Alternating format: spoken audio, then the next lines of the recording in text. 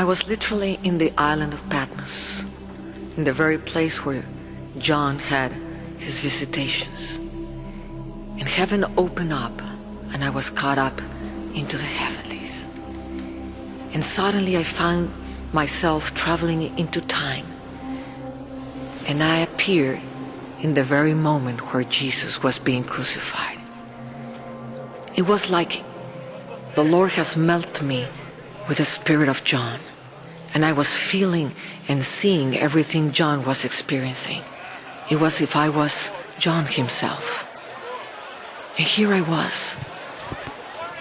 There was great anxiety everywhere. The Roman army was just noisy and going back and forth. I was feeling very lonely. I didn't have anybody to turn around. Mary was there, and other two women were there, but we were not able to talk to each other. I could only see him, the one I love, the one that was the very love of my heart, and the one he loved me with all of his heart.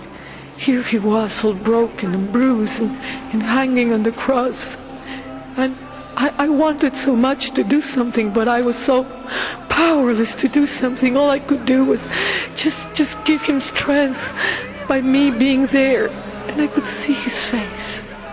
His face was all bruised and swollen, and his eyes were so small, so much he has been beaten and stricken.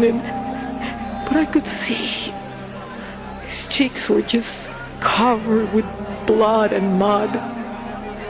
But he was watching me, and he was saying, because we could communicate from spirit to spirit, he was saying with his eyes, thank you for being here, thank you for joining me in my loneliness.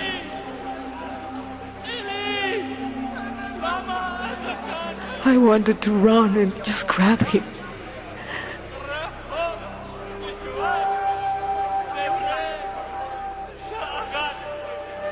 And I saw him, and a great scream came out of his mouth, and suddenly he was just there, his head hanging down, and I couldn't do nothing. I was just weeping. The very one I loved was there.